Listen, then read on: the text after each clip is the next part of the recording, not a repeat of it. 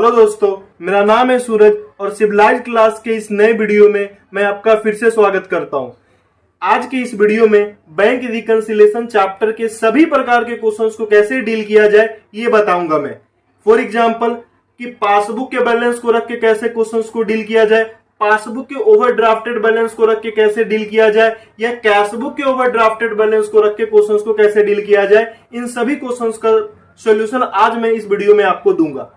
अगर आपने bank reconciliation के मेरे पिछले 2 वीडियोज को नहीं देखा है तो आप उसे पहले देख ले, मैं उसका लिंक डिस्क्रिप्शन में दे दूंगा।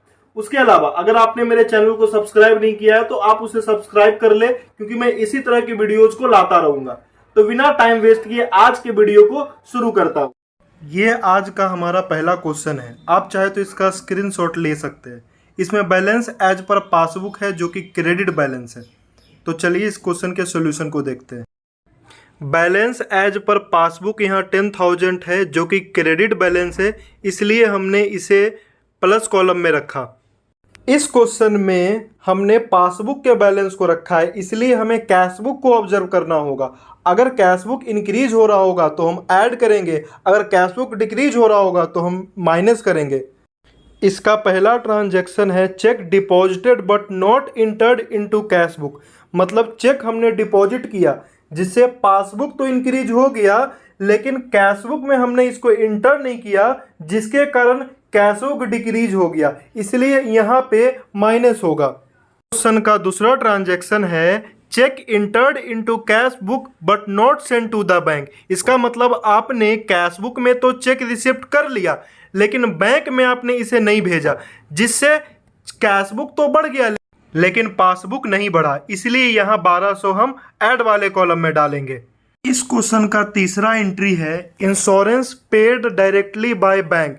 इसका मतलब होता है कि बिना आपको बताए बैंक ने आपके इंश्योरेंस प्रीमियम को पेड कर दिया, जिससे आपके बैंक का बैलेंस घट गया और आपने इसे कैशबुक में रिकॉर्ड नहीं किया, जिसके कारण कैशबुक आपका इंक्रीज हो गया, इसलिए यहाँ 800 ऐड वाले कॉलम में जाएगा। इस क्वेश्चन में चौथा एंट्री है bank charges entered twice in the cashbook. इसका मतलब है हमने बैंक चार्ज कैशबुक में 2 बार रिकॉर्ड कर दिया और बैंक चार्ज एक खर्चा है जिसके कारण कैशबुक का बैलेंस 20 रुपया गिर गया नीचे, इसीलिए यहाँ 20 रुपया माइनस वाले कॉलम में जाएगा क्योंकि कैशबुक डिक्रीज हो रहा है। इस क्वेश्चन का 5वां एंट्री है check receive entered twice into cashbook. इसका मतलब हमने चेक को रिसिप्ट साइड में 2 बार शो कर दिया। 2 बार शो करने से हमारे कैशबुक का बैलेंस इंक्रीज हो गया, इसीलिए यहाँ 1000 प्लस वाले कॉलम में जाएगा। इस क्वेश्चन का 6ठा और आखिरी एंट्री है bill dishonoured not entered into cashbook.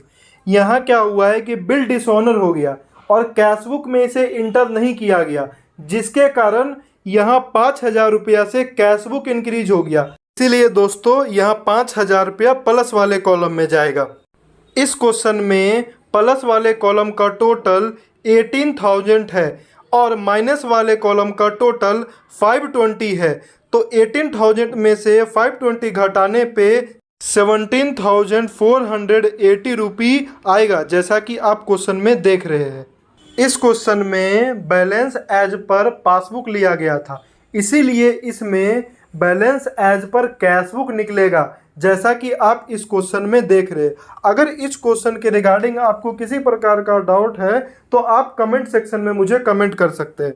दोस्तों, आज का दूसरा क्वेश्चन है डेबिट बैलेंस ऑफ पासबुक या बैंक ओवरड्राफ्ट वाला क्वेश्चन। मतलब हम ये देखेंगे कि अगर किसी क्वेश्चन में डेबिट बैलेंस ऑफ पासबुक है या बैंक ओवरड्राफ्ट है तो उसको हम कैसे डील कर सकते हैं। इस क्वेश्चन का आप स्क्रीनशॉट ले लीजिए, अभी हम इसके सॉल्यूशन को देखते हैं। दोस्तों, ओवरड्राफ्टेड बैलेंस माइनस बैलेंस होता है, इसीलिए यहाँ पे 36,000 को माइनस कॉलम में शो किया गया है। ओवरड्राफ्ट एक तरह का लोन होता है, जिसके कारण भी इसको माइनस कॉलम में हम शो करते हैं। इस क्वेश्चन का पहला ट्रांजैक्शन है check issued but not presented for payment. हमने चेक इशू किया जिससे कैशबुक का बैलेंस नीचे गिर गया, लेकिन बैंक में इसे पेमेंट के लिए प्रेजेंट नहीं किया गया, तो यहाँ कैशबुक डिक्रीज हुआ है, इसीलिए हम यहाँ पे डिक्रीज करेंगे 19,700। इस क्वेश्चन का तीसरा एंट्री है check deposited with bank but not collected. इसका मतलब है कि हमने चेक डिपॉजिट किया लेकिन बैंक ने इस चेक को अभी तक क्लियर नहीं किया है। तो चेक डिपॉजिट किया है, इसका मतलब हमने चेक पहले रिसीव किया होगा। अगर हमने चेक रिसीव किया है तो हमने कैशबुक में चेक रिसीव किया, जिससे कैशबुक का तो बैलेंस इंक्रीज हुआ, लेकिन बैंक ने इसे क्लियर नहीं किया, जिसके कारण पासबुक का बैलेंस इंक्रीज नहीं हुआ। तो यहाँ कैशबुक इंक्रीज हो रहा है, इसलिए यहाँ 25,000 को ऐड वाले कॉलम में दिखाया गया। इस क्वेश्चन का तीसरा एंट्री है cheque entered into cash book but not deposited into bank. इसका मतलब आपने चेक रिसीव किया तो कैश बुक इंक्रीज हुआ, लेकिन बैंक में आपने डिपॉजिट नहीं किया, जिसके कारण से बैंक मतलब पासबुक इंक्रीज नहीं हुआ। तो यहाँ पे क्या हो रहा है कि कैश बुक इंक्रीज हो रहा है और पासबुक डिक्रीज हो रहा है। तो कैश बुक इंक्रीज होने के कारण यहाँ पे 9,000 प्लस वाले कॉलम में गया।